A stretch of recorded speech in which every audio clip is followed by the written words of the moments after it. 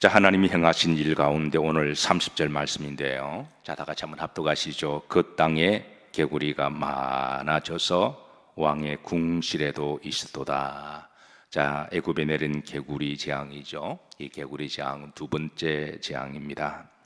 자, 당시 애굽은 개구리 신을 섬겼습니다. 우리가 지금 생각하면 조금 실수가 나기도 하고 웃기기도 하지만 영적으로 우리가 미혹을 당하고 어리석으면 이 개구리 신이 그때도 있고 요즘도 있습니다. 우선 그 애굽이라고 하는 나라에서 이 개구리 신이 어떻게 생겼는지 당시 백화에 한번 보시죠. 자, 개구리 신이 왼쪽에 이 개구리 모양으로 이런 모양이 있고 그 앞에 애굽의 그 신하들, 정치인들 그리고 애굽의 백성들이 그 앞에 가서 개구리 신에게 절하고 또 당시 개구리 기도문이 있었습니다. 개구리의 기도문이 어떤 기도문일까요? 개구리가 어떻게 울죠? 개굴 개굴 개굴 그렇게 개구리의 기도를 하면서 그렇게 기도를 했는데요. 이 개구리 신을 헷카라고 부릅니다. 이집트인들에게 잘 알려져 있는 개구리 신인데요. 자, 이 개구리 신은 그 다산을 상징했습니다. 그래서 이 다산을 풍요를 원하는 이들 그 앞에 가서 개굴 그렇게 기도했는데 웃기죠. 웃기는데 영적으로 미혹을 당하면 미혹하는 영들에게 웃기는 그런 일들을 많이 당합니다. 이 개구리 신이 이 개구리의 기도문과 비슷한 꼭 개구리처럼 기도하는 종교가 있습니다. 그 남녀호랑 개교입니다. 그 일본에는 유명한 종교로 알려져 있고요.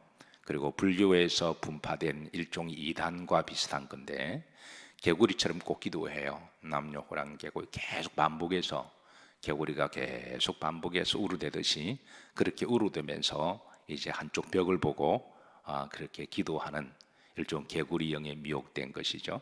또 그런가 하면 오늘 시대 이단들 우리가 건강하게 신앙생활하는 기독교인들이 볼 때는 왜 이단에 빠질까 이게 이해가 안 되지만 그런데 우리가 말씀을 모르면 우리가 영적으로 아무리 공부를 많이 하고 또 이렇게 권력이 있어도 이단에 빠진 사람들 중에 판사도 있고 그리고 박사도 있고 그리고 똑똑한 사람들 많습니다. 그들이 바보로 와서가 그런 게 아니라 말씀을 모르면 내 백성의 지식이 없어 말씀이 없어서 미혹당하고 망하는 듯 한 것처럼 오늘 이 시대도 이 개구리 같은 영에 미혹되어서 그래서 거기에서 이제 빠져있는 사람들이 의외로 많이 있습니다.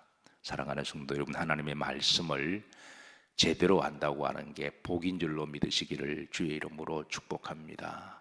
어쨌든 이 애굽에는 당시에 개구리 신들에 계시는데 그들이 개구리 신 앞에 가서 그래서 개굴 기도하고 그렇게 이제 신이 있었는데 하나님이 개구리의 재앙을 내림으로 저들이 그렇게 기도하고 믿었던 그 신들에게 재앙을 받는 그런 아이러니한 그런 일이 일어났습니다. 자, 시편 30절에 보시면 자, 그 땅에 애굽 땅을 이야기합니다. 개구리가 많아져서 왕의 궁실에도 있었다 그랬는데 그런데 출애굽기의 말씀 보시면 왕의 궁실에만 있었던 게 아니라 애굽 전역에 다 이렇게 퍼져 있음을 애굽 전역이 개구리 재앙이 있어서 나일강에서 올라온 개구리들이 수십억 마리가 애굽 전역 제국을 다 덮어버린 그런 끔찍한 재앙인데요. 우리가 개구리 한 마리가 있을 때는 그래도 별로 무섭지가 않아요. 그런데 개구리 10마리가 나를 빤히 쳐다보고 있으면 이건 또 다른 문제입니다. 그런데 개구리가 1000마리가 내 주변에 꽉 둘러싸서 나를 쳐다보면서 개굴 우르대면 이건 또 이런 공포입니다. 그래서 한번 이렇게 보십시다. 8장 3절 여기에 합독합니다. 개구리가 나일강에서 무수히 생기고 올라와서 내 궁과 내 침실과 내 침상 위와 내 신하의 집과 내 백성과 내 화덕과 내 떡 반죽 그릇에 들어갈 것이며 그랬습니다. 8장 4절입니다. 개구리가 너와 너 백성과 내 모든 신하에게 뭐하리라? 기어오르리라. 근데 개구리가 그냥 온 세상에 가득하고 집에 들어오고 침실까지 들어오고 심지어 빤히 쳐다보면서 보통 짐승들은 하나님이 우리에게 생육하고 번성하고 또 정복하고 관리하고 다스리라고 영적 권위를 주셨기 때문에 짐승들은 사람을 보면 도망가도록 만들어 놓으셨어요. 개도 사람을 보면 여러분 절대 개 무서워하지 마시고 도망가면 여러분 막 덤벼요. 심장이 막 뛰는 걸 그들이 알기 때문에. 그래서 예수님의 이름으로 명하노니 속으로 쳐다보면 짐승들은 사람을 보면 피하게 되어 있습니다. 하나님 그렇게 만들어 놓으셨어요. 그게 창조의 섭리입니다. 그래서 개구리도 사람을 보면 개구리가 도망가야 돼요.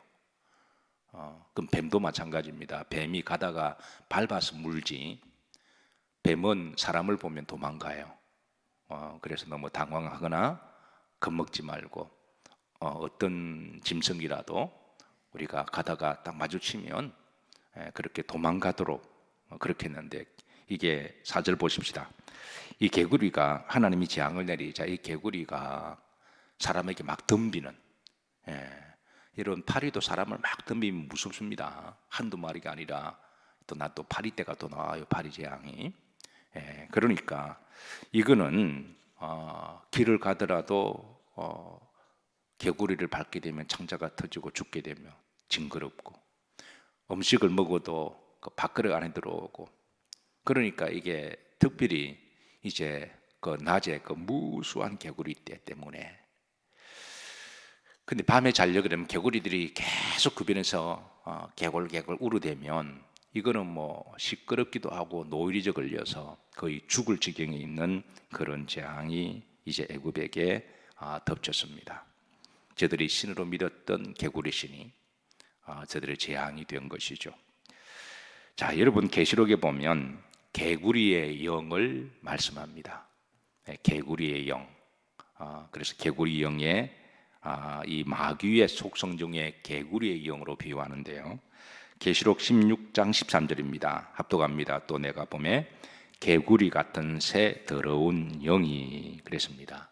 그래서 마귀의 속성을 귀신의 속성을 개구리의 영으로 비유합니다. 그 다음에 보시면 14절입니다. 그들은 모세의 영이라 귀신의 영이라 그랬습니다. 그러니까 이게 이제 개구리 속성과 귀신의 속성을 잘 비유해서 해주신 말씀인데요.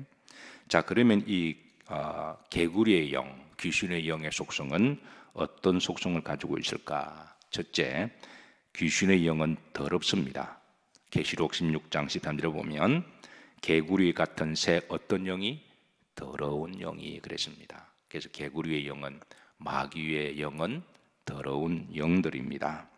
아시다시피 개구리는 더러운 물 속에 살고 진흙에도 살고 또 성적으로도 아주 문란합니다. 개구리들이 서로 짝짓기를 할 때 보면 아주 문란하게 짝짓기를 하는데요. 마찬가지로 귀신의 영도 더럽습니다. 사람의 영을 더럽게 하고 사람의 마음을 더럽게 하고 말도 더럽게 하고 행동도 더럽게 하고 그래서 온 세상에는 이 개구리 영에 이 사로잡힌 이들은 사람이 좀 더럽습니다.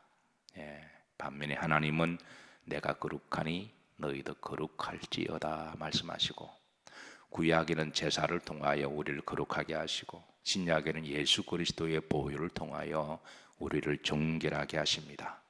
그리고 우리가 예수님을 잘 믿을수록 성령은 거룩한 영이시고 그 영은 우리 속 사람을 거룩하게 하시고 깨끗하게 하시고 우리의 말도 이제 거룩하게 깨끗하게 정결하게 하시고 우리의 몸도 거룩하게 하고 정결하게 하고 우리가 살아가는 삶도 거룩하게 하고 정결하게 하고 그래서 여러분 집안을 깨끗하게 잘 정리하시기를 주의 이름으로 축복합니다. 설거지도 깨끗하게 하고 책상도 깨끗하게 하고 더러우면 개구리 영이 임합니다. 그래서 가급적이면 우리 예수 믿는 사람들은 단정하고 고요하면서도 그리고 거룩하면서도 깨끗하게 살아가는 사람들이 그리스도인들이죠. 자, 두 번째 개구리의 영의 속성은 참담한 입술을 가지고 있습니다. 계시록 13장 6절에 보시면 짐승이 입을 벌려 하나님을 향하여 마하되 비방하되 그랬습니다. 자, 개구리의 영은 입을 개구리처럼 벌려서 하나님을 원망하고 불평합니다.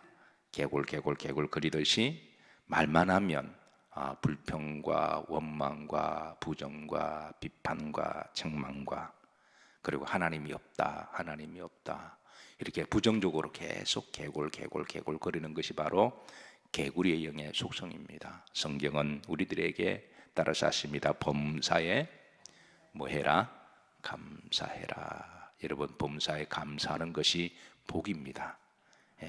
범사에 우리가 늘 어떤 일을 만나도 어떤 사건을 하나님의 뜻이 있음을 믿고 또 우리가 하나님 앞에 범사에 감사하고 여러분 말할 때마다 어떤 사건을 만날 때마다 원망하고 불평하고 비판하고 책망하는 것은 결코 건강한 영이 아니죠.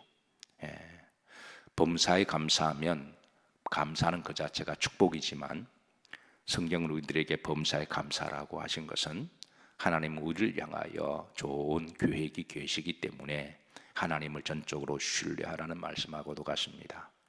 그리고 범사에 감사해야만 정말 내 인생의 어려운 문제를 만났을 때 그때 감사를 해요.